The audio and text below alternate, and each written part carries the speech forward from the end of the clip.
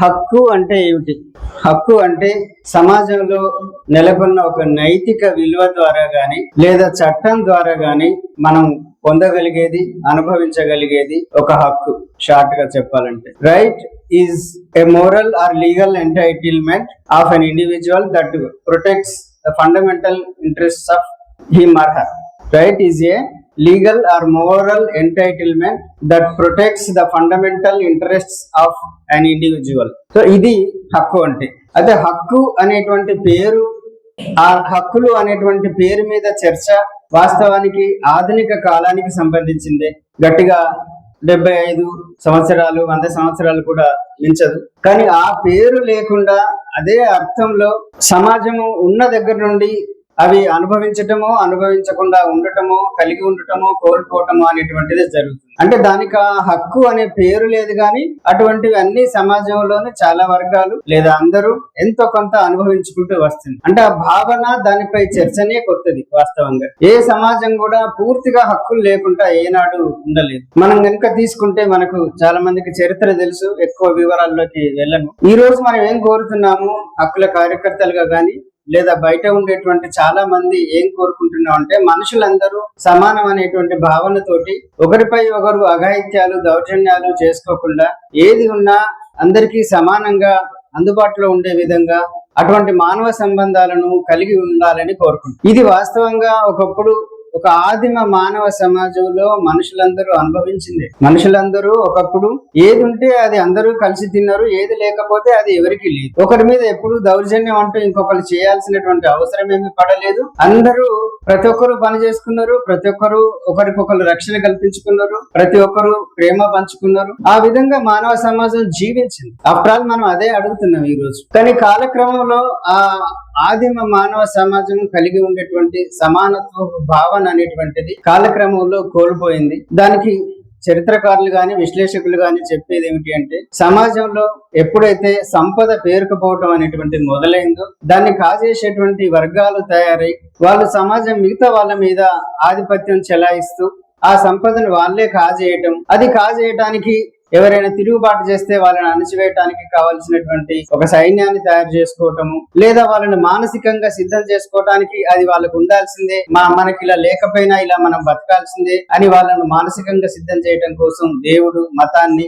అనేటువంటి సృష్టించుకుంటూ రావటం. ఆ సంపదను కాజేసినటువంటి వర్గం ఒకరు ఇద్దరు దగ్గర నుంచి వెళ్ళి ప్రారంభమై క్రమంగా ఎట్లా ఫ్యూడల్ చక్రవర్తులుగా మొన్నటి దాకా ఈ 150-200 సంవత్సరాల క్రింది వరకు, అంటే ఈ పారిశ్రామిక విప్లవం అనేటువంటిది వచ్చేంత వరకు కూడా మొత్తం ప్రపంచ వ్యాప్తంగా, ఒక భారతదేశంలోనే అనే కాదు, ఆ విధంగా ఫ్యూడల్ సంబంధాలతోటి సంపదను కాజేస్తూ ఆ అవసరం కోసం ఇతర మొత్తం సమాజం మీద అజమాయిషిని, అణచివేతను ప్రదర్శిస్తూ రావటం జరిగింది. తద్వారా సమాజం ఒకప్పుడు కలిగి ఉన్నటువంటి హక్కులనన్నీ కోల్పోయి చాలా కాలం అలా జీవించుకుంటూ వచ్చింది. అయితే ఎప్పుడు జీరో హక్కులతోటి ఏ సమాజము జీవించలేదు. ఎంతో కొంత సమాజం ఇచ్చేటువంటి విలువ ద్వారానైనా కొన్ని హక్కులు అనుభవిస్తాయి. ఉదాహరణకు చిన్నపిల్లలను కొట్టవద్దని, అన్యాయంగా ఎవరిని క్రూయాలిటీ ప్రదర్శించవద్దు అనేటువంటిది ఒక సోషల్ వాల్యూ ద్వారా గాని, సోషల్ కల్చర్ ద్వారా కూడా గాని మన సమాజంలో వండుకుంటూ వచ్చింది. కాబట్టి ఎంతో కొంత ఒక పౌర సమాజంగా మనగలుగుతూ ఇక్కడ దాకా వచ్చింది. అయితే అది పెద్ద గణనీయమైనటువంటిది ఏమీ కాదు. మొన్నటి వరకు కూడా దాదాపు చెప్పుకోదగ్గ హక్కులు ఏమీ లేకుండానే మనుషులందరూ జీవించుకుంటూ వచ్చారు. ఈ పారిశ్రామిక విప్లవం వచ్చినటువంటి క్రమంలో హక్కుల పైన చర్చ, ఒక మోనార్కులు, రాజులు లేదా రాయల్ వర్గాలు మాత్రమే సంపదను, అధికారాన్ని అనుభవించటం అనేటువంటిది సరైంది కాదు. ఈ సమాజంలో అందరూ మనుషులే, అందరికీ అన్నిటి మీద హక్కు ఉండాలి, అందరూ గౌరవంగా జీవించగలగాలి, అందరికీ మాట్లాడే స్వేచ్ఛ ఉండాలి, వారికి నచ్చిన పని చేసుకునేటువంటి విధంగా ఉండాలి అనేటువంటి చర్చ ఇటీవలి కాలంలో వచ్చింది. అది కొన్ని హక్కులకు దారి తీసింది. ఆ హక్కులనే కాలక్రమంలో సివిల్ అండ్ పొలిటికల్ రైట్స్ అని చెప్పుకుంటా వచ్చింది. అయితే ఈ రోజు వరకు మనము ఒక 1000 సంవత్సరాల కింద, 2000 సంవత్సరాల కింద ఉన్నటువంటి స్థితిలో లేము. హక్కులు అనుభవిస్తున్నాం. అన్ని హక్కులు ఎంతో కొంతనైనా అనుభవిస్తున్నాం. అంటే ఈ సమాజము ఇంతకు ముందు ఉన్నంత అన్యాయంగానైతే లేదు. అంటే చదువుకునే హక్కు మా తాతలకు లేదు, గౌరవంగా జీవించే హక్కు మా తాతలకు లేదు, యాన్సిస్టర్స్ కి లేదు, నాకు ఉంది. నాకు ఆరోగ్యాన్ని కాపాడుకునేటువంటి హక్కు ఉంది, ఏ ప్రాంతానికైనా తిరిగేటువంటి హక్కు ఉంది, ఎవరితోనైనా సమానంగా కూర్చోగలిగేటువంటి హక్కు, ఏదైనా డిమాండ్ చేయగలిగేటువంటి హక్కు, ఇటువంటివి చాలా వచ్చింది. కానీ ఇది ఏమి సంపూర్ణం కాదు, ఇంకా చాలా దూరం మనం ప్రయాణించాల్సింది ఉంది. అయినప్పటికీ ఈ హక్కులైనా కూడా రావటానికి సమాజంలో చాలా పెద్ద ఘర్షణ జరిగింది. అనేక పోరాటాలు, అనేక సంఘర్షణలు, వాటి పర్యవసానమే ఈ రోజు మనం అనుభవిస్తున్నటువంటి హక్కులు. అంటే ఇది కేవలం ఆధునిక కాలంలోనే జరిగిన పరిణామం కాదు. ఆధునిక కాలంలో ఆ పేరు మీద కొంత చర్చ జరిగింది. హక్కుల రంగంలో ఒక జంప్ లాంటిది వచ్చింది. కానీ అంతకు ముందు నుండి కూడా ఈ రంగంలో అనేక ప్రయత్నాలు, అనేక చర్చలు, అనేక సంవాదాలు జరిగింది. అది ప్రపంచవ్యాప్తంగా జరిగింది, మన దేశంలో కూడా జరిగింది. హక్కుల రంగంలో మైల్ స్టోన్స్ అనదగ్గటువంటి చాలా విషయాలు, చాలా చర్చలు మన భారతదేశంలోనైతే ఆర్యులు వచ్చిన తర్వాత క్రమంగా వర్ణ వ్యవస్థ ఏర్పడుతున్నటువంటి క్రమంలో బ్రాహ్మణ వర్గాలు సుప్రీం గా ఉంటున్నప్పుడు వాళ్లకు క్షత్రియ వర్గాలకు కూడా సంఘర్షణ జరిగినటువంటి విషయాలు మనకు స్థానికంగా తెలుసు. అంటే మన పరశురాముడు ఒక బ్రాహ్మణు, తను క్షత్రియులను చంపుకుంటూ చాలా సంహారం చేసినటువంటి చరిత్ర మనకు తెలుసు. ఎందుకు ఆ పరిస్థితి వచ్చింది అంటే క్షత్రియులకు బ్రాహ్మణులకు మధ్యన జరిగిన ఘర్షణ యొక్క పర్యవసానం.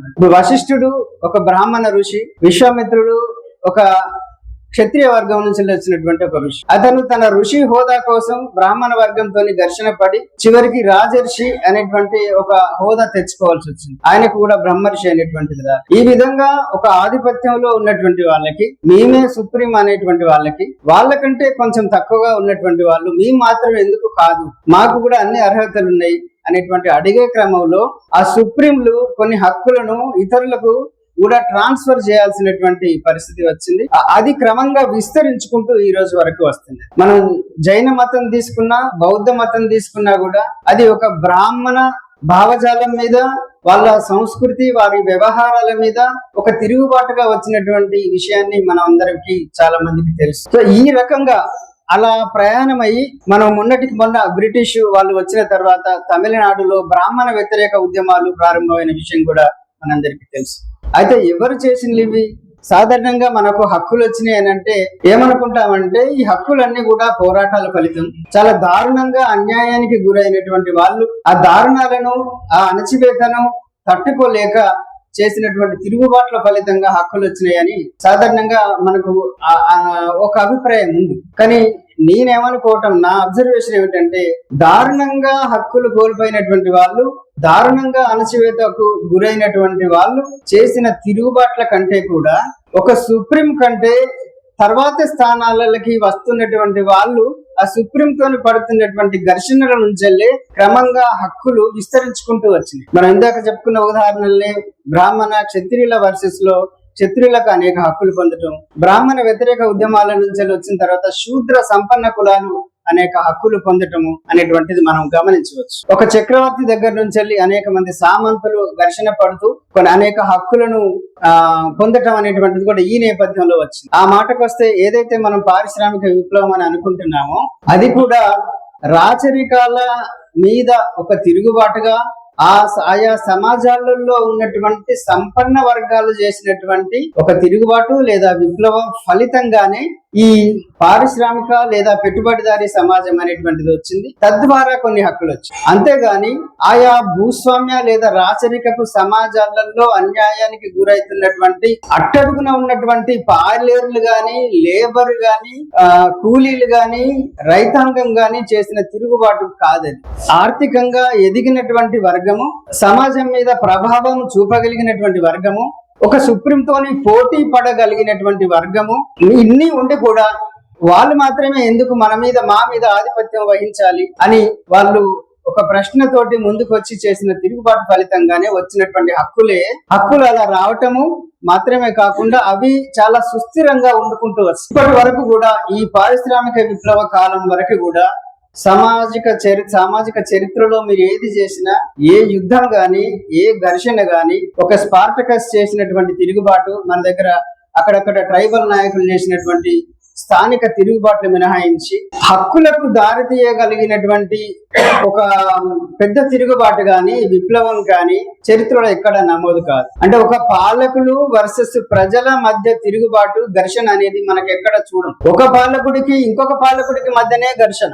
మన చరిత్ర అంతా ఏ చరిత్ర చూసినా కూడా ఇద్దరు పాలకుల మధ్య జరిగినటువంటి యుద్ధాలు ఘర్షణలు తప్ప పాలకులు వర్సెస్ ప్రజలు జరిగింది మనకి ఎక్కడ బహుశా మీరు చదివి ఉండదు, లేదా కనీసం అవి చరిత్రలో గుర్తింపు జరిగే స్థాయిలో జరగలేదు, లేదా చరిత్రలో ఒక ప్రభావాన్ని మిగిల్చిపోగల స్థాయిలో జరగలేదు, కొన్ని మినహాయింపులతో.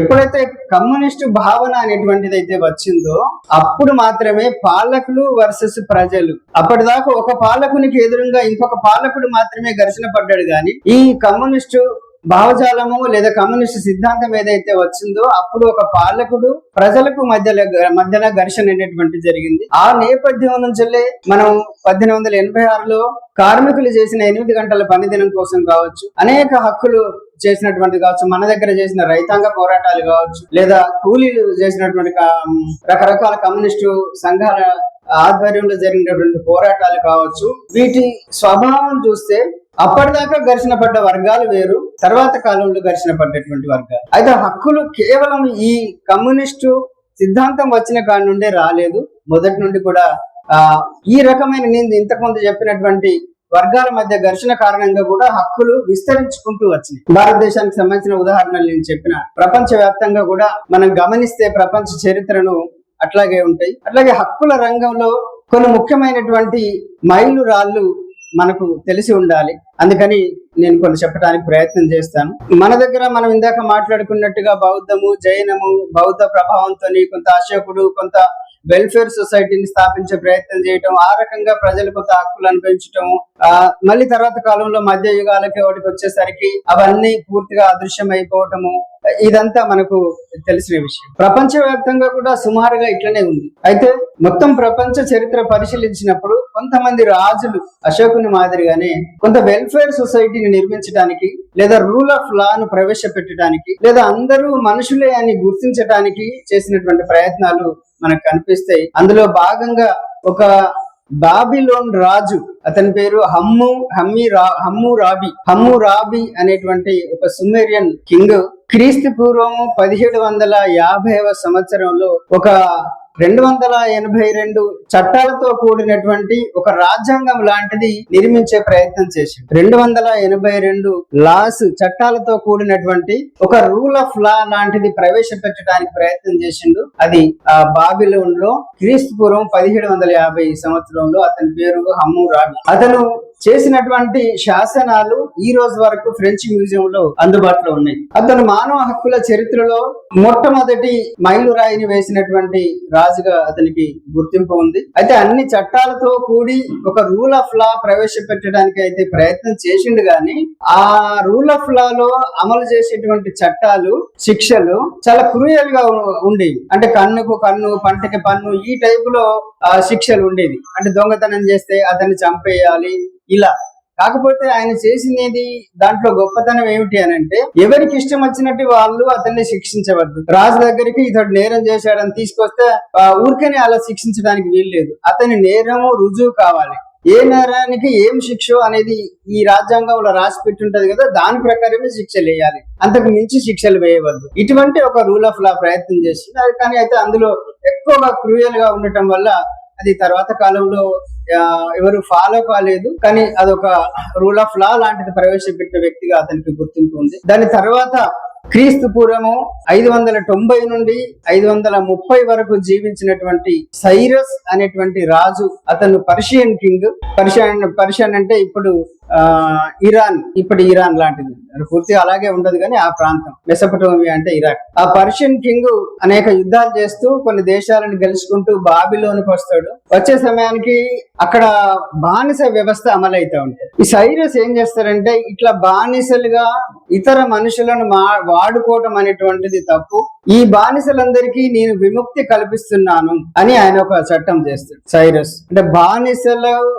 వ్యవస్థ ఉండకూడదు, మనుషులందరూ సమానమే, మనుషులందరూ ఒకలాంటి వాళ్ళే, ఇట్లా ఒక మనుషులను అట్లా బానిసలుగా వాడుకోవద్దు అని భావించి అది పోవాలని ఒక చట్టం చేసి అమలు చేసినటువంటి వ్యక్తిగా సైరస్ కు పేరుంటది. అది ఒక్కటి మాత్రమే కాదు, ఆయన ఈ తన పాలనలో అందరూ కూడా ఏ విశ్వాసాన్నైనా కలిగి ఉండవచ్చు, ఏ మతాన్నైనా అవలంబించవచ్చు అనేటువంటిది రెండవ ముఖ్యమైన చట్టం ఆయన చేసింది. మూడవది, అనేక జాతులు ఉంటాయి సమాజం అన్నప్పుడు, ఎవరు ఎక్కువ కాదు ఎవరు తక్కువ కాదు, కాబట్టి రేషియల్ ఈక్వాలిటీ అనేటువంటిది కూడా ఉండాలి. ఎవరు ఎక్కువ తక్కువ కాదు, ఆ కారణంతో విద్వేషం చూపించటము కొట్టుకోవటము మంచిది కాదు.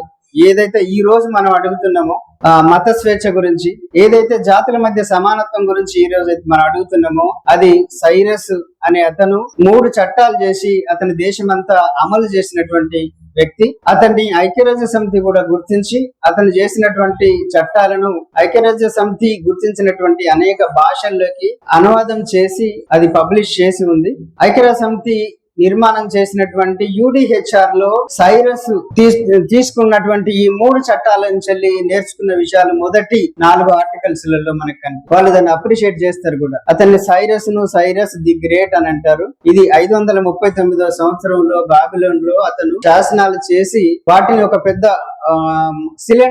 మట్టి సిలిండర్ తయారు చేసి దాన్ని రాయించి దాన్ని కాల్చి దాని దేశమంతా పంపిణీ చేసి అది అమలయ్యేటట్టు చూసిండు. ఆ సిలిండర్స్ ఇప్పటికీ ఐక్యరాజ్య సమితిలో కానీ చాలా ప్రపంచ మ్యూజియంస్ లో ఉన్నాయి. మానవ హక్కుల రంగంలో మానవ హక్కుల భావనతోటి మనుషులందరికీ హక్కులు ఉండాలని ఆరాటపడ్డటువంటి వ్యక్తిగా సైరస్ చరిత్రలో ఇప్పటికీ మిగిలిపోయాడు. ఇది బుద్ధుని కంటే ఒక 40-50 సంవత్సరాల ముందు జరిగినటువంటి విషయం. ఈయన భావనలు గ్రీక్ కి మన భారతదేశానికి కూడా ప్రసరించి వాళ్ళ సిద్ధాంతాలని ఐడియాలజీని కూడా ఇన్ఫ్లుయెన్స్ చేసినాయని చెప్తారు. ఈయన తర్వాత వాళ్ళే కదా, తర్వాత గ్రీకు ఫిలాసఫర్స్ వాళ్ళందరూ కూడా. దీని తర్వాత ఇలా 2-3 కొన్ని జరిగినాయి కానీ చరిత్రలో ఇవి అలాగే సుస్థిరంగా కొనసాగలేదు.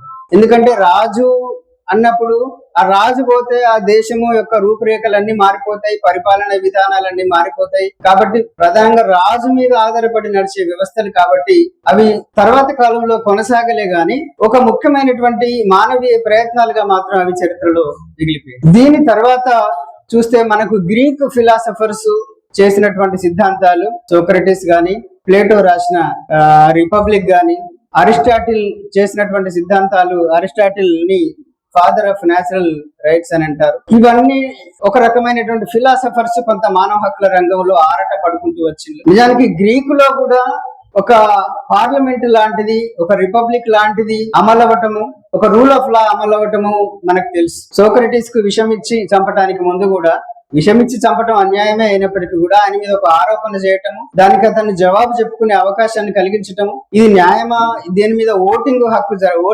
జరపటము, దాని తర్వాత మాత్రమే ఆయనకు శిక్షణ అమలు వేయటము అనేటువంటి ఒక సిస్టమ్ ని అమలు పరిచేటువంటి వ్యవస్థ గ్రీక్ లో క్రీస్తు పూర్వం కూడా అమలైంది. అది ఒక రకంగా రూల్ ఆఫ్ లా లాంటిది. భారతదేశంలో అంబేద్కర్ రాసినట్టుగా అటువంటి ప్రయత్నాలు కూడా బుద్ధిస్ట్ సాంప్రదాయంలో ఉండినాయి. అవన్నీ మనం కోల్పోయినాము అని మనకు చెప్పుకుంటూ వస్తాం. తర్వాత కాలంలో అనేక దేశాలలో కొన్ని ప్రయత్నాలు, కొంతమంది ఫిలాసఫర్స్ అటువంటివి ఆలోచనలు చేసేళ్ళు కానీ అది ఒక గణనీయంగా పెద్దగా ఏమీ లేవు. తర్వాత మధ్య యుగాలలో ఏ దేశంలో కూడా ఏ రంగంలో కూడా పెద్ద అభివృద్ధి అనేటువంటిది మనకు మానవ హక్కుల రంగంతో సహా మనకి ఎక్కడ కనిపించదు. చివరికి మళ్ళీ ఇంగ్లాండ్ మ్యాగ్నా కార్టా 1215లో చేసుకున్నటువంటిది మధ్య యుగాలకు సంబంధించింది అయినప్పటికీ కూడా మ్యాగ్నా కార్టా అనేటువంటి దాన్ని కూడా మానవ హక్కుల చర్చ వచ్చినప్పుడు మ్యాగ్నా కార్టా ప్రస్తావన లేకుండా ఉండదు, అది మనకు తెలుసు.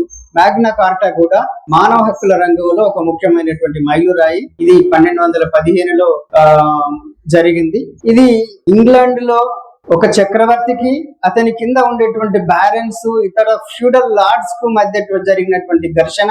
వాళ్ళ మధ్య ఈ ఫ్యూడల్ లార్డ్స్ మనం ఇందాక అనుకున్నట్టుగా అన్ని అధికారాలు చక్రవర్తికే ఉంటున్నాయి. చివరికి మేము ఎవరిని పెళ్లి చేసుకోవాలి, ఎవరిని పెళ్లి చేసుకోకూడవద్దు, మా తర్వాత ఎవరు అధికారంలోకి రావాలి అంటే ఈ సామంతులు ఉండేటువంటి టెరిటరీలలో కూడా అనేటువంటిది కూడా చక్రవర్తి నిర్ణయిస్తున్నాడు. మాకు సంపద మీద ఏ హక్కు ఉండటం లేదు అని ఈ బ్యారెన్స్ అందరూ ఫీల్ అయ్యి చక్రవర్తి మీద చేసిన తిరుగుబాటు ఫలితంగా ఈ మ్యాగ్నా కార్టా అనేటువంటిది రూపొందింది. అంటే చక్రవర్తి యొక్క అధికారాలను తగ్గిస్తూ ఆయన కింద ఉండేటువంటి సామంతులు అధికారాలను పెంచుకుంటూ, అంటే వారు సొంతంగా ఎస్టేట్స్ ని కలిగి ఉండటం, ఆ ఎస్టేట్ ను చక్రవర్తి గుంజుకునేటువంటి అవకాశం లేకపోవటము, తర్వాత వారసులు ఎవరైనటువంటి వీలే నిర్ణయించుకునేటువంటి అవకాశం. ఈ సామంతులను అంతకుముందు చక్రవర్తి ఇష్టారాజ్యంగా అరెస్ట్ చేసి, కారణం లేకుండా అరెస్ట్ చేయటము, ఇష్టం వచ్చిన శిక్షలు వేయటము, జైళ్లలో పెట్టడం చేసింది. అటువంటివి ఏవి చేయవద్దు. ఎవరిని అరెస్ట్ చేయాలన్నా ఒక రీజన్ ఉండాలి. ఎవరికి శిక్ష వేయాలన్నా ఒక డ్యూ ప్రాసెస్ ఫాలో కావాలి. ప్రతి ఒక్కరికి మాట్లాడే హక్కు ఉండాలి. అంటే ఇక్కడ ప్రతి ఒక్కరు అంటే ఈ బ్యారన్స్, ఈ ఫ్యూడల్ లార్డ్స్ మాత్రమే, చక్రవర్తి తర్వాత ఉండేటువంటి వాళ్ళు, సామాన్య ప్రజలు కాదు. సో ఆ రెండు వాళ్ళ చక్రవర్తికి ఆయన కింద ఉండేటువంటి వర్గాల మధ్య ఘర్షణ జరిగి తర్వాత యుద్ధం కూడా జరుగుతుంది. ఎవడు ఫాలో కాడు మ్యాగ్నా కార్టా అని. కానీ అది చరిత్రలో ఒక ఉత్తమ ఒప్పందంగా మిగిలిపోతుంది. తర్వాత కాలంలో ఇంగ్లాండ్ బిల్ ఆఫ్ రైట్స్ కి, అమెరికన్ కాన్స్టిట్యూషన్ కి అది పునాదిగా పనిచేస్తాడు. సో ఆ విధంగా అది కాన్స్టిట్యూషన్ కూడా కాదు కానీ ఒక మంచి ఒప్పందంగా ఉంటది. అది మ్యాగ్నా కార్టా. అంటే మానవ హక్కుల రంగంలో ఒక మోనార్కు తను ఇష్టం వచ్చినట్టుగా చేయడానికి వీల్లేదు. ఆయనకు కొన్ని పరిమితులు ఉండాలి, ఇతరులకి కొన్ని హక్కులు ఉండాలి అని ప్రారంభమైంది మ్యాగ్నా కార్టా తోటి. అది 1215లో ప్రారంభమైంది. మళ్ళీ తర్వాత ఇంగ్లాండ్ లోనే 1689లో ఇంగ్లాండ్ బిల్ ఆఫ్ రైట్స్ అనేటువంటిది కూడా రూపొందింది. అది ఒక రకంగా కాన్స్టిట్యూషన్ లాంటిది. దాన్ని ఇంగ్లాండ్ బిల్ ఆఫ్ రైట్స్ అని అంటారు. అది 1689లో రూపొందింది. అది మ్యాగ్నా కార్టాను ఇంకా విస్తరిస్తూ జరిగినటువంటిది. ఇంగ్లాండ్ బిల్ ఆఫ్ రైట్స్ సందర్భంగా జరిగింది ఏంటంటే, అప్పటిదాకా ఫ్యూడల్ చక్రవర్తులు వాళ్ళ ఇష్టారాజ్యంగా ఫ్యూడల్ పరిపాలనని ఇంగ్లాండ్ లో ఉండేది. అప్పటికి ఈ పారిశ్రామికవేత్తలు మనం ఇందాక అనుకున్నట్టుగా వాళ్ళు సంపన్నులు అయినలు, కానీ వాళ్ళ అవసరాలకి, వాళ్ళ ప్రయోజనాలకి, చక్రవర్తి అవసరాలకి, ప్రయోజనాలకి మధ్య ఘర్షణ వచ్చినప్పుడు జేమ్స్ అనేటువంటి ఒక చక్రవర్తిని తొలగించి వీళ్ళు చెప్పినట్టుగా వినేటువంటి మేరీ మరియు విలియమ్స్ అనే ఇద్దరు కో-రూలర్స్ ని చక్రవర్తిగా పెట్టుకుంటూ వాళ్ళతో చేసుకున్నటువంటి ఒప్పందమే బిల్ ఆఫ్ రైట్స్. అంటే ఆ రోజు నుండి 1689 నుంచి రాచరికపు పాలన మొత్తంగానే అంతమైంది. మ్యాగ్నా కార్టాలో రాజుకు, సామంతులకు మధ్య జరిగిన ఒప్పందం. 1689 బిల్ ఆఫ్ రైట్స్ సందర్భమేమో మొత్తం రాచరికపు పరిపాలనను కూలదోసి దాని స్థానంలో పార్లమెంటు అధికారంలోకి వస్తుంది. రాయల్ మోనార్కీ పోయి పార్లమెంటరీ మోనార్క్ రావటం అనేటువంటి 1689లో జరుగుతుంది. ఆ సందర్భంగా ఇక నుండి రాచరికపు వర్గాలు పార్లమెంటు ఏది చెప్తే అది మాత్రమే చెయ్యాలి. కేవలము ఒక సెరెమోనియల్ నామమాత్రపు హక్కులను మాత్రమే కలిగి ఉంటారు వాళ్ళు. అంటే మన భారతదేశంలో రాష్ట్రపతి ఎట్లయితే అట్లనో, దేశానికి సంబంధించి ఏ నిర్ణయం చేయాలన్నా కూడా అది పార్లమెంట్ మాత్రమే చేస్తుంది. పార్లమెంటుకు ఎన్నికలు జరుగుతాయి, అది ఓటర్లు ఎన్నుకుంటారు.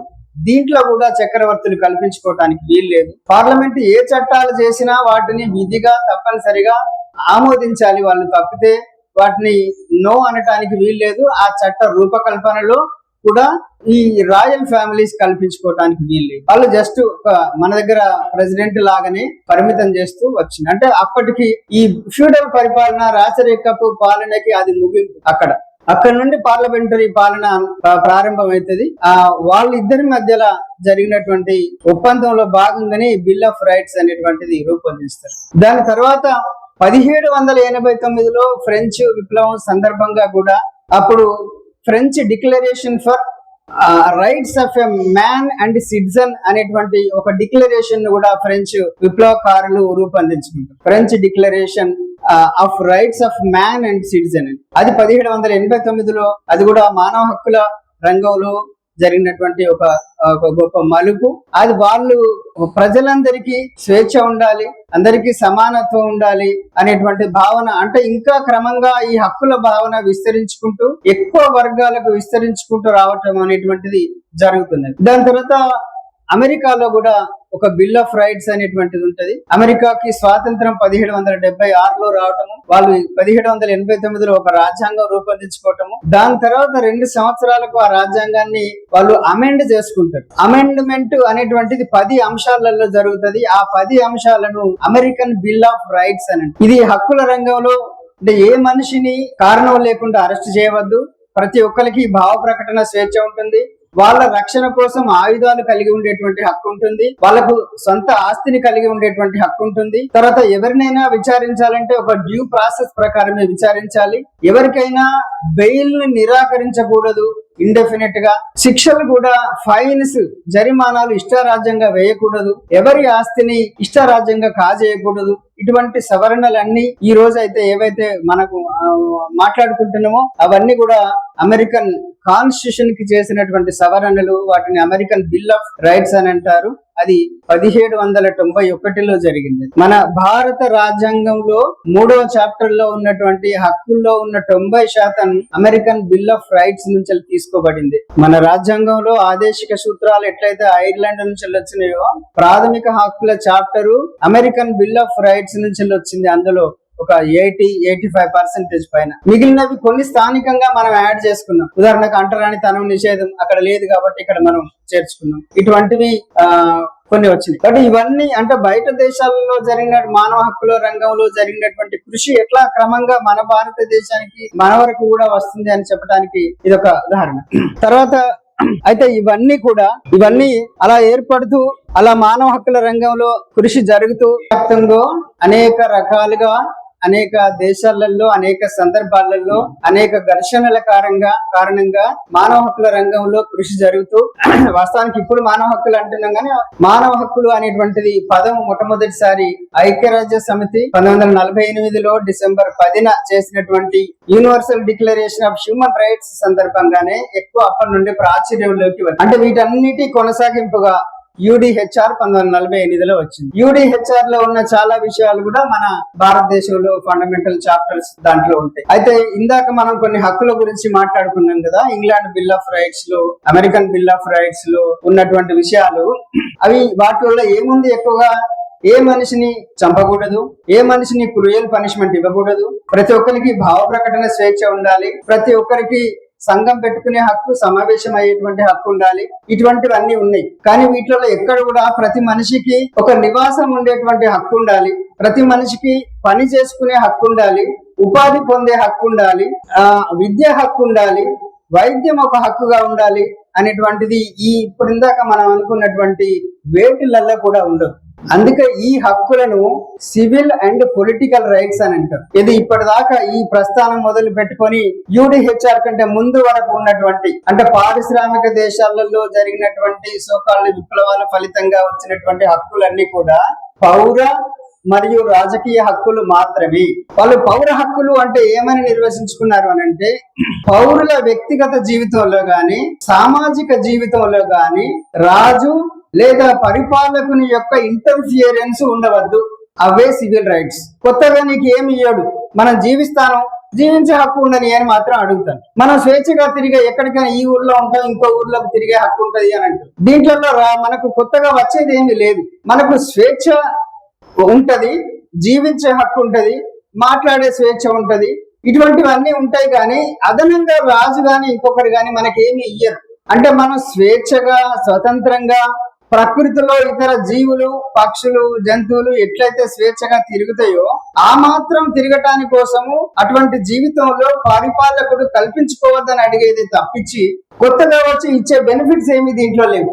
వీటిని పౌర హక్కులు అని అంటారు. ఇంకా రాజకీయ హక్కులు రెండింటిని కలిపి సివిల్ అండ్ పొలిటికల్ రైట్స్ అని. రాజకీయ హక్కులు అంటే ఒక పరిపాలకుని ఎన్నుకునేటువంటి హక్కు, అంటే ఓటరుగా ఉండేటువంటి హక్కు, లేదా ఒక పార్టీ పెట్టుకునే హక్కు, ప్రచారం చేసుకునే హక్కు, పరిపాలకుని స్థానానికి పోటీ పడేటువంటి హక్కు. ఇవి రాజకీయ హక్కులు. ఇందాక మనం అనుకున్నటువంటి సివిల్ రైట్స్. ఈ సివిల్ రైట్స్ పొలిటికల్ రైట్స్ అయితే ఉన్నాయి. కానీ ఒక సామాన్య మనిషి ఉన్నాడు అనుకోండి, వీటి వల్ల ఆయనకు ఒరిగేది ఏమీ లేదు.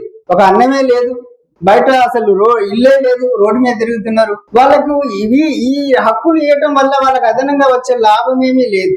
ఈ హక్కులను ఈ పెట్టుబడిదారీ సమాజం అని ఏదైతే అనుకున్నామో వాళ్ళు సివిల్ అండ్ పొలిటికల్ రైట్స్ కి మాత్రమే పరిమితమైనలు. కానీ వాళ్ళు economical and social and cultural rights ఇవ్వలేదు. అంటే ఒక మనిషి, నువ్వు మనిషివి, నువ్వు బ్రతకాలంటే నీకు నువ్వు బ్రతకవచ్చు, నీకు నువ్వు చచ్చిపోవచ్చు. నువ్వు అట్లా చనిపోవడానికి వీల్లేదంటే నీకు ఆహారం ఉండాలి, నువ్వు పని చేయాలి, నీకు పని కల్పిస్తే నీకు ఆహారం దొరుకుతుంది, నువ్వు బతుకుతావు. నువ్వు గౌరవంగా బతకాలంటే నీకు విద్య ఉండాలి. నువ్వు ఇంకా ఎక్కువ కాలం బతకాలంటే నీకు ఆరోగ్యం ఒక హక్కుగా ఉండాలి, నీకు మంచి ఇల్లు ఉండాలి, నువ్వు సౌకర్యవంతంగా జీవించాలని. ఇవన్నీ economical, social and cultural rights లో వస్తాయి. ఈ కేటగిరీ హక్కులు అనేటువంటివి వీళ్ళ ద్వారా ఇందాక మనం చెప్పుకున్నటువంటి పరిణామం ద్వారా రాలేదు. ఇది సెకండ్ కేటగిరీ హక్కులు అని అంటారు, లేదా సెకండ్ జనరేషన్ హక్కులు అంటారు, లేదా రెడ్ రైట్స్ అని కూడా అంటారు అకాడమిక్ దాంట్లోకి పోతే.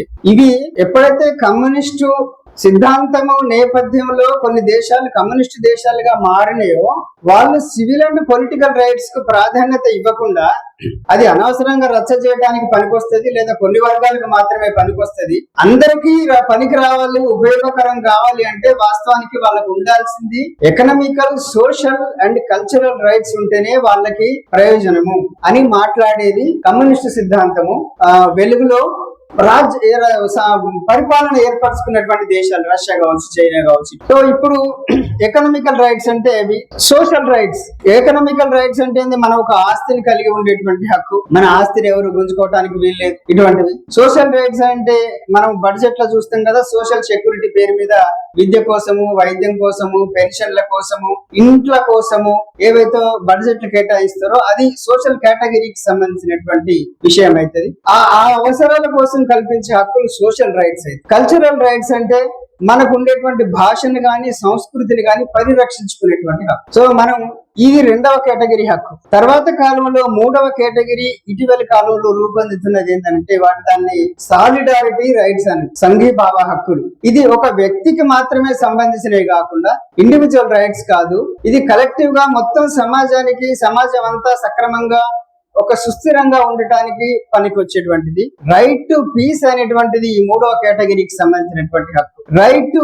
క్లీన్ అండ్ సస్టైనబుల్ ఎన్విరాన్మెంట్ అనేటువంటిది మూడవ కేటగిరీకి సంబంధించినటువంటి హక్కు. రైట్ టు డెవలప్మెంట్ అనేటువంటిది కూడా ఈ మూడవ కేటగిరీకి సంబంధించి. ఇవన్నీ కలిస్తే హ్యూమన్ రైట్స్ అయి. ఈ మూడు కేటగిరీలు కలిస్తేనే హ్యూమన్ రైట్స్ అయి. లేకుంటే ఓన్లీ సివిల్ రైట్స్ గురించి మాట్లాడితే మనం ఇందాక అనుకున్నవి మాత్రమే. ఓన్లీ పొలిటికల్ రైట్స్ అంటే మనం ఇందాక అనుకున్నవి మాత్రమే. హ్యూమన్ రైట్స్ అనేటువంటి పదము వాడుతున్నాము అని అంటేనే ఈ మూడు కేటగిరీలకు సంబంధించినటువంటి హక్కులను ఇంక్లూడ్ చేసుకొని మనం మాట్లాడుతున్నాం.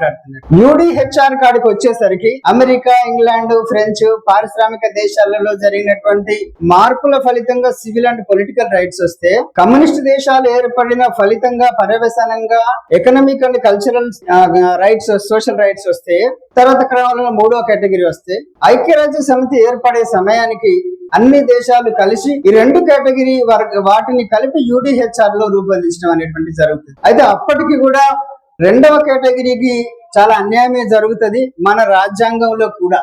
మొదటి కేటగిరీ హక్కులు అంటే సివిల్ అండ్ పొలిటికల్ రైట్స్ ప్రాథమిక హక్కుల చాప్టర్ లో ఉంటాయి. ఈ economic, social and cultural rights అన్ని ఆదేశిక సూత్రాలలో ఉంటాయి మన భారత రాజ్యాంగం. ప్రాథమిక హక్కుల చాప్టర్ లో ఉన్నటువంటివి అమలు చేయించుకోగలిగినటువంటి అవకాశం ఉన్నటువంటి హక్కులు, ఆదేశిక సూత్రాలలో ఉండేటువంటివి అమలు చేయించుకోవడానికి అవకాశం లేని ఒక పాలకులకు ఒక ఆదర్శాలుగా మాత్రమే ఉండేటువంటి విషయాలు. వాటిని పక్కగా హక్కులుగా గుర్తించి ఫండమెంటల్ చాప్టర్ లోకి తీసుకురాలి. అంటే ఈ రోజు మనకి రైట్ టు హెల్త్ అనేది ఒక హక్కు కాదు, రైట్ టు షెల్టర్ అనేది ఒక హక్కు కాదు. నువ్వు మోరిలో వండుకున్నా పర్వాలేదు, కానీ నీకు నివాసం కలిగి ఉండే హక్కు ఉంది అని రాజ్యాంగం గుర్తించదు, పరిపాలకులు గుర్తించదు. రైట్ టు ఎడ్యుకేషన్ అనేటువంటిది ఇటీవల కాలంలో కొంత ఇంక్లూడ్ చేసి తప్పించి అది కూడా మనకి వరకు లేదు. ఇలా చాలా విషయాలు మన భారత రాజ్యాంగంలో కూడా ఈ రెండవ కేటగిరీ హక్కులన్నీ కూడా ఆదేశిక సూత్రాలలోకి పోయిన విషయం కూడా నాకు గుర్తుండాలి. ఇవన్నీ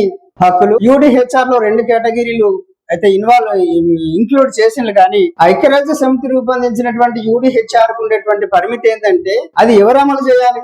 ఐక్యరాజ్య సమితి రూపొందించినటువంటి యూడిహెచ్ఆర్ ని ఎవరు అమలు చేయాలి, దాని మీద సభ్య దేశాలు ఏవైతే ఒప్పుకుంటాయో ఆ దేశాలు వాళ్ళ దేశాలలో అమలు చేయాలి. ఒకవేళ వాళ్ళు చేయకపోతే మీరు ఖచ్చితంగా చేసేటట్టు చూసే బాధ్యత కూడా ఐక్యరాజ్య సమితికి ఏమి ఉండదు. అది ఒక ఆదర్శంగా, ఒక గైడ్ లైన్ గా మాత్రమే అది ఉంటున్నది. కొన్ని విషయాలు కొన్ని సాధారణ ఏ దేశంలోనైనా ప్రతి ఒక్కరికి రైట్ టు లైఫ్ ఉండాలి, సెలెక్టివ్ గా ఒక దేశంలో ఉండి ఇంకో దేశానికి ఉండటానికి వీల్లేదు, ఇటువంటి కొన్ని ఉంటాయి. కానీ ప్రయోజనాలు అది కూడా ఎన్ఫోర్సియబుల్ అయితే కాదు యూడిహెచ్ఆర్ కూడా. తర్వాత ఈ రోజు యుద్ధాలు జరుగుతున్నాయి, యుద్ధాల వల్ల ఎంతో మంది చనిపోతున్నారు. ఇక్కడ పాలకుల వల్లనో ఆధిపత్య వ్యవస్థల వల్లనో మాత్రమే కాకుండా ఒక ఆధిపత్య దేశం వల్ల ఇంకొక ఆధిపత్య దేశంలో ఉండే పాలకులతో సహా హక్కులు కోల్పోతున్నారు. ఇది ఏ కేటగిరీలో లేదు. ఒక సామ్రాజ్యవాద దేశం ఇంకొక బలహీన దేశంలో ఉన్నటువంటి మనుషులందరినీ బహిరంగంగా చంపేస్తున్నా నిర్మూలిస్తున్నా కూడా ఇది ఏ హక్కు కింద మనం పెడతాం? ఇప్పటి వరకు లేదు. అటువంటి సామూహిక హక్కులను కూడా మానవ హక్కుల భావనలోకి ఇంకా తేవాల్సి ఉంది. రైట్ టు పీస్ అనేటువంటి దాంట్లో కొంత ఉండవచ్చు, కానీ ఇంకా అది నిర్దిష్టంగా రావాల్సి ఉంది. దాన్ని కూడా ఎన్ఫోర్స్ చేయించుకోగలిగేటువంటి పరిస్థితి కూడా రావాలి. ఇది మానవ హక్కుల రంగంలో జరిగినటువంటి కృషి. ఈ చరిత్ర వల్ల అంటే ఎక్కువ చెప్పాల్సి రావటము, బ్రీఫ్ గానే ఎక్కువ ఉదాహరణ లేకుండా స్టోరీ లేకుండా చెప్పాల్సి వస్తే కొంత డ్రై గానే ఉంటది. కానీ ఈ అన్నిటి ఇప్పటిదాకా మనం అనుకున్నటువంటి చరిత్ర మనం గమనిస్తే ఒక విషయం మనకు బోధపడుతుంది. హక్కులు ఎలా వచ్చినాయి సమాజంలోకి, హక్కులు ఎవరి వల్ల సాధ్యమైనవి. నేను చెప్పిన దాంట్లోనే ఉంది.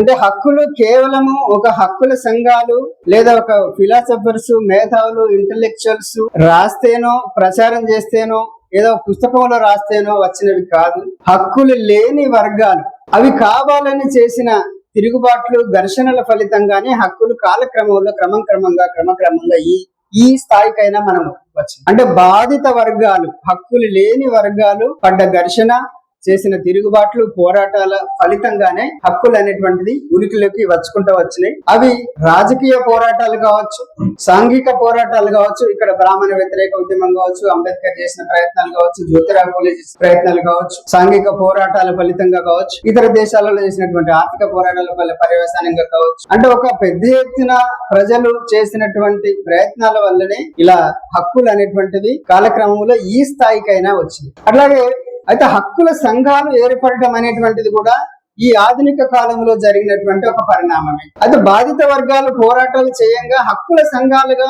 ఎందుకు ఏర్పడాల్సి వచ్చింది అనేది కూడా ఒక స్పష్టత మనకు ఉండాలి. బాధిత వర్గాలు ఎలాగో పోరాటం చేసుకుంటున్నారు. కార్మిక వర్గాలు 8 గంటల పని దినం కావాలని చేస్తున్నారు. మహిళలు వాళ్ళ పోరాటాలు చేసుకుంటున్నారు. రైతుల సంబంధించినటువంటి అవసరాల కోసం పోరాటాలు చేసుకుంటున్నారు. స్వాతంత్రం కావాల్సినటువంటి దేశాలు లేదా ప్రజలు స్వాతంత్రం కోసం పోరాటాలు చేసుకుంటున్నారు. అటువంటి సందర్భాలలో వాళ్ళు కాకుండా హక్కుల గురించి మాట్లాడేటువంటి సంఘాలు అదే సమయంలో ఈ ఇటీవలి కాలంలో ఏర్పడ్డాయి. వేరే దేశాలలో కూడా, అమెరికాలో కూడా ఏర్పడింది. అమెరికన్ సివిల్ లిబర్టీస్ యూనియన్ అనేటువంటిది 1915 ప్రాంతంలో, ఇంగ్లాండ్ లో 1930 ప్రాంతంలో నేషనల్ సివిల్ లిబర్టీస్ యూనియన్ అని ఏర్పడింది. భారతదేశంలో 1936లో జవహర్ లాల్ నెహ్రూ ప్రోద్బలంతో ఇండియన్ సివిల్ లిబర్టీస్ యూనియన్ అని ఏర్పడింది. ఈ పేర్లను చూడండి, మీరు గమనించండి. ఈ పేర్లలో అన్నిట్లలో సివిల్ లిబర్టీస్ అని ఉంది. సివిల్ లిబర్టీస్ అంటే ఏంటో వాటి నిర్వచనాలు ఏందో మీకు చెప్పిన. ఏవి సివిల్ లిబర్టీస్ కింద అంటే ఏవి ఎకనామికల్ లిబర్టీస్, సోషల్ లిబర్టీస్ కు సంబంధించినటువంటి భావనే వాటిలలో ఉండదు. ఓన్లీ సివిల్ లిబర్టీస్ గురించి మాత్రమే అవి మాట్లాడతాను. అలా చేసుకుంటా వచ్చింది. తర్వాత హక్కుల సంఘాల ఆవిర్భావం కాడికి భారతదేశంలోకి వస్తే కూడా స్వాతంత్రము వచ్చిన తర్వాత నెహ్రూ ఇక ఇప్పుడు మనమే పాలకులం కాబట్టి ICLE అవసరం లేదు అని కాలక్రమంలో దాన్ని నిర్వీర్యం చేయటం అనేటువంటి జరుగుతుంది. మళ్ళీ హక్కుల సంఘం ఏర్పడటం అనేది 1965లో ఆంధ్రప్రదేశ్ సివిల్ లిబర్టీస్ అసోసియేషన్ పేరుతోని ప్రారంభమవుతుంది. అది CPM నాయకులను ఇందిరాగాంధీ ప్రభుత్వము చైనాకి అనుకూలంగా వీళ్ళు చాలా ప్రయత్నాలు చేస్తున్నారు, కుట్రలు చేస్తున్నారు అనేటువంటి పేరు మీద ఇంకా అప్పటికి CPM కూడా ఏర్పడలేదు. CPI నుంచి CPM నాయకులు అటువంటి మిలిటెంట్ స్వభావంతో ఏర్పడడానికి అవకాశం ఉంది. వాళ్ళు చైనాకు అనుకూలు అనేటువంటి పేరు మీద దేశవ్యాప్తంగా ఉండేటువంటి CPM గా రేపు ఏర్పడబోయేటువంటి నాయకులను దాదాపు 86 మందిని జాతీయ స్థాయి నాయకులను అందరిని అరెస్ట్ చేస్తారు. వాళ్ళ అరెస్టు మీసా చట్టం కింద జరుగుతూ ఉంటది.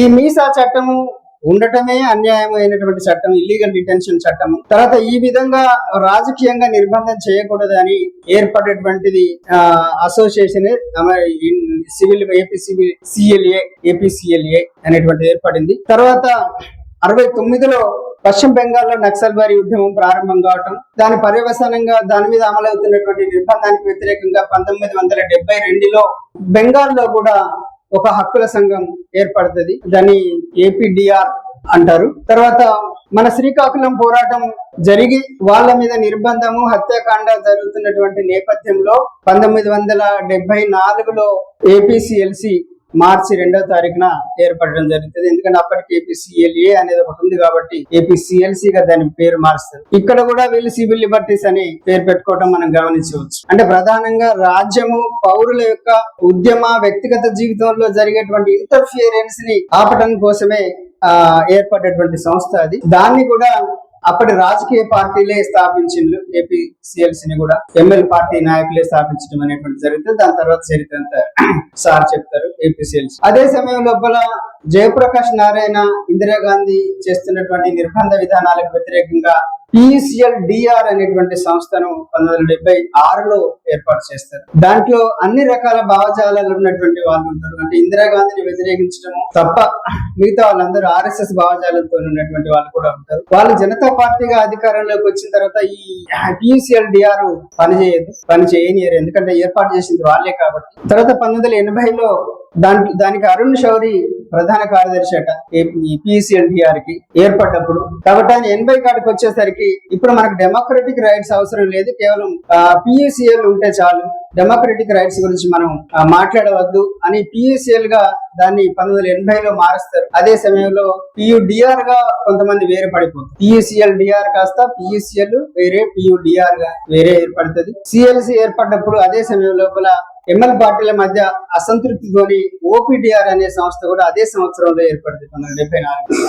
అదే ఇవన్నిటి నేపథ్యం జవహర్ లాల్ నెహ్రూ, జయప్రకాష్ నారాయణ, కొండపల్లి సీతారామయ్య, చంద్రపుల్లారెడ్డి వీళ్ళందరూ ఏర్పాటు చేసిన ఈ హక్కుల సంస్థలన్నీ కూడా అవి వాళ్ళ రాజకీయ ఉద్యమానికి అండగా ఉండటం కోసం వాళ్ళు ఏర్పాటు చేసుకుంటూ వచ్చారు. కానీ చిక్కు ఎక్కడ వస్తుందంటే, చర్చ ఎక్కడ వస్తుందంటే, ఒక నక్సలైట్ నిర్బంధ వ్యతిరేక సంఘం అని ఏర్పాటు చేసుకొని అలా మాట్లాడితే పర్వాలేదు. కానీ ఒక పౌర హక్కుల సంఘము అని పెట్టుకున్నప్పుడు, లేదా ప్రజాస్వామిక హక్కుల సంఘం అని పెట్టుకున్నప్పుడు, లేదా మానవ హక్కుల సంఘము లేదా సంస్థ అని పెట్టుకున్నప్పుడు దాని పరిధి చాలా పెద్దది, దాని స్కోప్ చాలా పెద్దది. పౌర హక్కులు అంటే పౌర హక్కులు అన్ని వస్తాయి, పౌరులందరికీ ఉండేటువంటి హక్కుల గురించి మాట్లాడాల్సి వస్తుంది. సో మిగతా పౌరులు కూడా అడుగుతా అంటారు మా హక్కుల సంగతి ఏమిటి అని. ఆ ప్రస్థానం మొదలై క్రమంగా ఎట్లా HRF కు దారితీసింది అనేటువంటిది చాలా విషయాలు అంటున్నారు. మిగతా ఇప్పుడు ఎట్లయితే మనం universal declaration of UN declaration of human rights అక్కడ నుంచే మన భారత రాజ్యాంగం 1950 జనవరి 26 నుండి అమలయ్యే సమయానికి ప్రపంచవ్యాప్తంగా హక్కుల రంగంలో జరిగినటువంటి కృషి ఎట్లా మన హక్కుల కాడికి, మన రాజ్యాంగం కాడికి, మన వ్యక్తిగత జీవితం కాడికి వచ్చింది, మన రాజ్యాంగంలో ఉన్నటువంటి హక్కులు ఏమిటి, వాటి యొక్క పరిధి, పరిమితి, ఇతర విషయాలని మోహన్ సార్ మాట్లాడాల్సిందిగా కోరుతున్నా.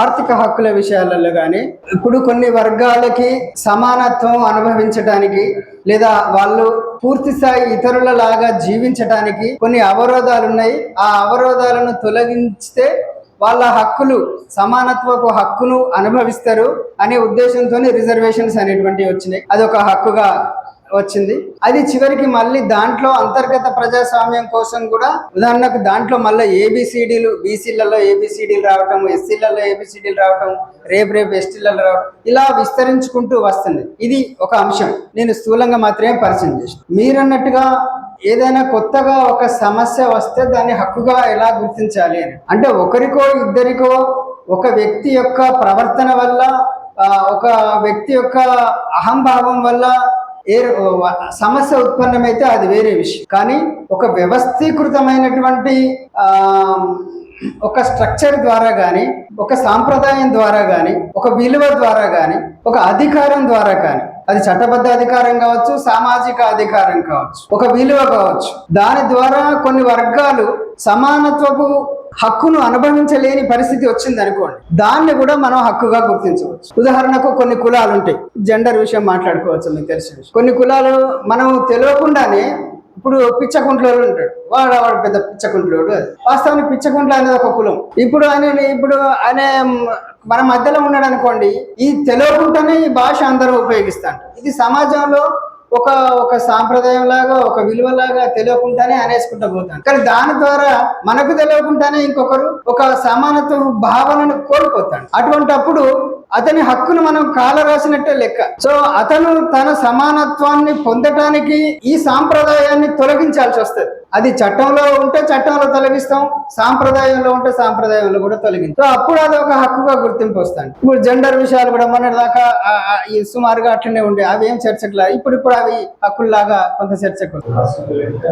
అంటే భావ ప్రకటన స్వేచ్ఛలో వాక్ స్వాతంత్రం అనేది ఒక భాగం, అంతే కదా. నీ భావాలని వాక్ అంటే మాట ద్వారా,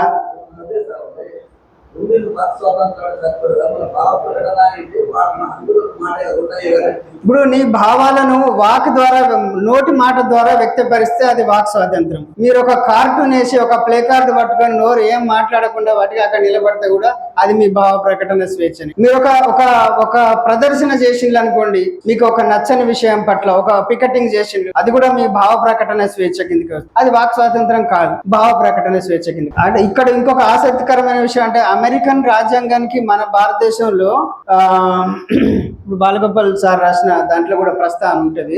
మనకు freedom of expression, speech and expression, freedom of assembly, freedom of association ఉంది. కానీ ఫ్రీడమ్ ఆఫ్ పికెటింగ్ ఉందా, ధర్నా చేసే హక్కు ఉందా, పోరాటం చేసే హక్కు ఆ పద్ధతిలోనైతే లేదు.